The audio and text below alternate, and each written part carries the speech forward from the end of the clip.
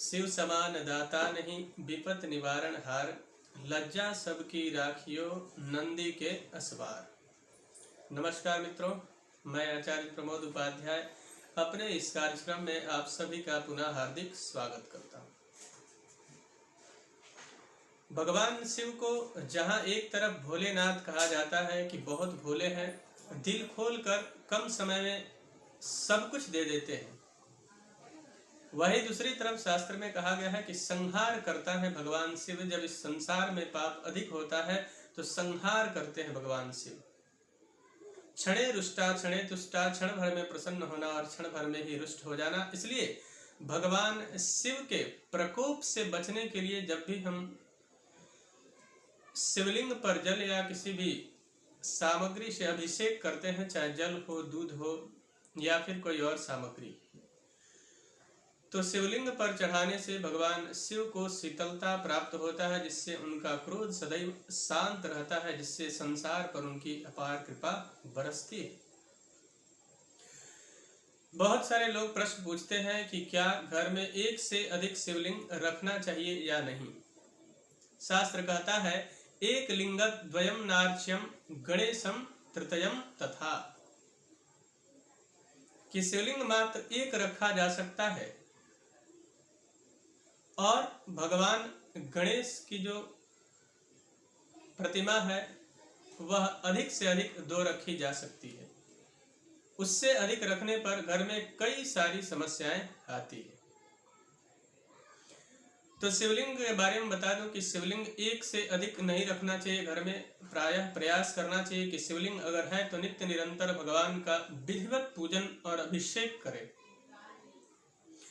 एक स्टैंड रखें घर के अंदर, जिसके ऊपर जल पात्र रखें, जिससे नित्य निरंतर भगवान शिव के ऊपर जल चढ़ता रहे, यानी कि उनका अभिषेक होता रहे।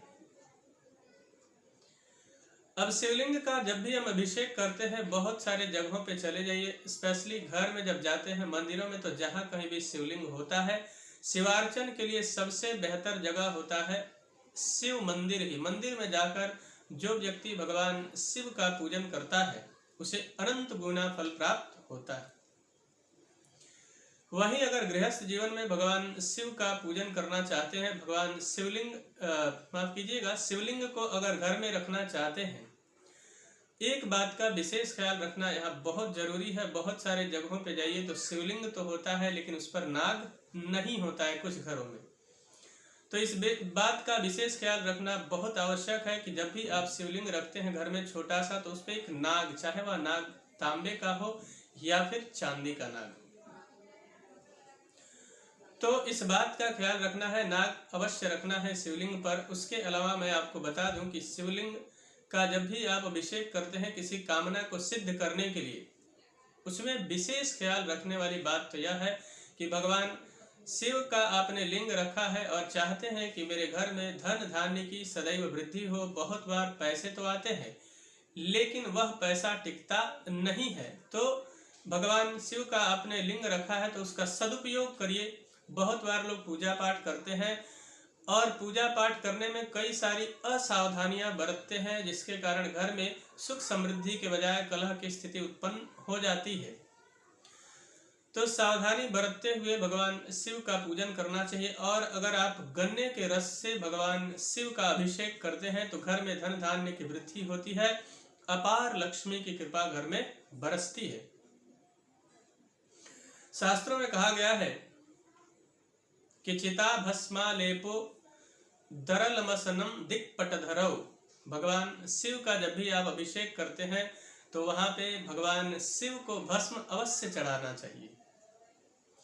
अलग अलग देवताओं को अलग अलग चीजें प्रिय है, वैसे ही भगवान शिव को भस्म बहुत प्रिय है, क्योंकि कैलाश निवासी है। स्मशान में भी आप जहां कहीं भी देखेंगे शिवालय अवश्य होता है, भगवान शिव का मंदिर अवश्य होता है, इसलिए भस्म अवश्य चढ़ाएं भगवान शिव के अभिषेक के बाद। उसके अलावा अधिक पुण्य प्राप्त करना चाहते हैं तो कहा गया है शास्त्रों में कि बिल्वपत्र भगवान शिव को बहुत प्रिय है। त्रिदलम त्रिगुणाकारम त्रिनेत्रम च त्रिदायुधम त्रिजन्म पाप संहारम बिल्वपत्रम शिवार्पणम। भगवान शिव के लिंग पर अगर एक भी बिल्वपत्र आप पूरे श्रद्धा और विश्वास के साथ चढ़ा देते हैं, लेकिन इस बात का विशेष ख्याल रखना है कि बिल्वपत्र खंडित ना हो, 3 पत्ते का होना चाहिए। उससे अधिक हो तो और भाग्य की बात है और अच्छी बात है। तो बिल्वपत्र श्रद्धा एवं विश्वास के साथ अगर आप चढ़ाते हैं तो त्रिजन्म पाप संहारम, कम से कम 3 जन्मों का आपका किया हुआ पाप नष्ट हो जाता है और पुण्य की वृद्धि होती है। मित्रों, तो मुझे आशा है कि मेरा यह कार्यक्रम आप सभी को पसंद आया होगा। अभी तक अगर आपने हमारे चैनल को सब्सक्राइब नहीं किया है तो कृपया सब्सक्राइब कर लें। वीडियो को अधिक से अधिक लाइक और शेयर करें, जिससे आपके और आपके मित्रों को भी इसका लाभ प्राप्त हो सके। यदि आप अपने व्यक्तिगत जीवन में किसी समस्या को लेकर बहुत ज़्यादा परेशान हैं तो या फिर अपने जन्म कुंडली का विश्लेषण करवाना चाहते हैं तो आप हमसे संपर्क कर सकते हैं। अपॉइंटमेंट लेकर फोन के माध्यम से संपर्क करके और उस समस्या का समाधान प्राप्त कर सकते हैं। तब तक के लिए इजाज़त दीजिए।